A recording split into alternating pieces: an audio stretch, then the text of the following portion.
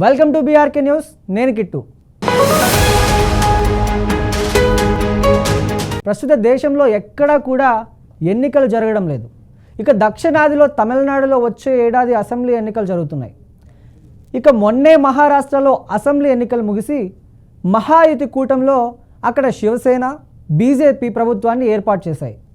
కాగా మరోసారి దేశంలో మొత్తం మహారాష్ట్ర పాలిటిక్స్ గురించే మాట్లాడుకోవాల్సి వస్తుంది. మహారాష్ట్ర రాజకీయాల్లో ప్రస్తుతం ఆసక్తికరంగా మారాయి.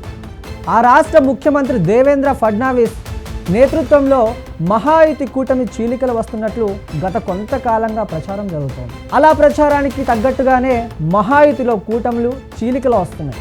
కూటమిలోని ప్రధాన పార్టీ అయిన మహా షిండే వర్గానికి బీజేపీ మధ్య విభేదాలు తలెత్తుతున్నట్లు రాజకీయ వర్గాలు కూడా పేర్కొంటున్నాయి. సీఎం దేవేంద్ర ఫడ్నవీస్ ఉప ముఖ్యమంత్రి ఏక్నాథ్ షిండే మధ్య ప్రచండ యుద్ధం నడుస్తున్నట్లు సమాచారం. ఈ నేపథ్యంలోనే ఆ రాష్ట్ర హోంశాఖ తీసుకున్న తాజా నిర్ణయం ప్రస్తుతం సంచలనంగా మారింది.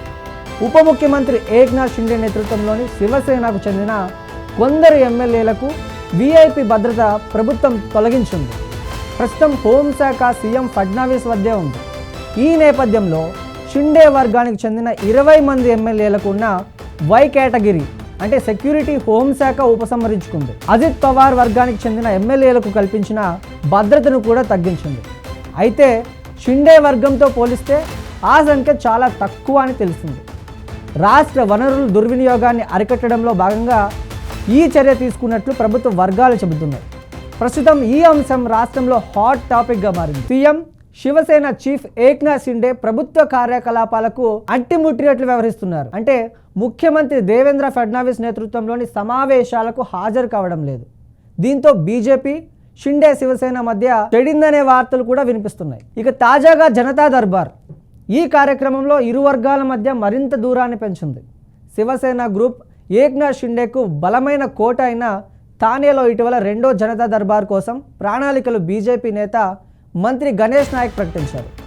దీంతో ఈ విషయం మరింత ఊపందుకుంది. దీంతో ఏక్నాథ్ షిండే ప్రాబల్యానికి సవాల్ విసురుతూ ఈ కార్యక్రమం కోసం నగరం అంతటా పోస్టర్లు, పెద్ద హోర్డింగ్లు ఏర్పాటు చేశారు. ప్రస్తుతం షిండే థానేకి గార్డింగ్ మినిస్టర్గా ఉన్నారు. ఇక అంతకుముందు ఫిబ్రవరి 3న నవీ ముంబైలోని వాషీలో థానేలో దర్బార్ నిర్వహించిన గణేష్ నాయక్ తన కార్యక్రమ ప్రాధాన్యతను వివరించారు. ప్రజల సమస్యల్ని పరిష్కరించడమే తనకు ఏకైక లక్ష్యమని చెప్పారు. థానే నుంచి గెలుపొందిన షిండే సేన ఎంపీ నరేష్ మాస్కే మాట్లాడుతూ ప్రజలు తమ నాయకుడిని కలిసినప్పుడు ఎందుకు అభ్యంతరం చెప్పాలి, అలా నాయక్కి మద్దతు ప్రకటించారు.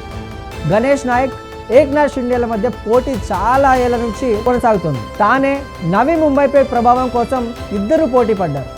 మరోవైపు ఇటీవల ఏక్నాథ్ షిండే మాట్లాడుతూ తనను తేలిగ్గా తీసుకోవద్దు అని హెచ్చరించడం కూడా బీజేపీని టార్గెట్ చేసేందుకు రాజకీయ విశ్లేషకులు భావిస్తున్నారు. ఇక 2022లో టార్కే ప్రభుత్వాన్ని కూల్చేయడంలో తాను పాత్రని బీజేపీ గుర్తు చేశారు. మహారాష్ట్ర సీఎంగా దేవేంద్ర ఫడ్నవీస్ని ఎన్నుకున్నప్పటి నుంచి షిండే అసంతృప్తితో ఉన్నారు. ఈ వివాదం ఇప్పటికే కొనసాగుతోంది. అయితే ఇప్పటికిప్పుడు ఏక్నాథ్ షిండే శివసేన బీజేపీని భయపెట్టే అవకాశం లేదు. మహారాష్ట్ర అసెంబ్లీలో 288 స్థానాలుంటే ప్రస్తుతం బీజేపీకి 132 సీట్లుంటే మిత్రపక్షం ఎన్సీపీ అజిత్ పవార్కి 41 సీట్లున్నాయి. షిండే సేనకు 57 ఎమ్మెల్యేలు ఉన్నారు. మొత్తంగా మహాయుతికి 237 మంది ఎమ్మెల్యేలు ఉన్నారు. ఒకవేళ షిండే సేన వెళ్ళిపోయినా మ్యాజిక్ ఫిగర్ 145కి డోకా లేదు.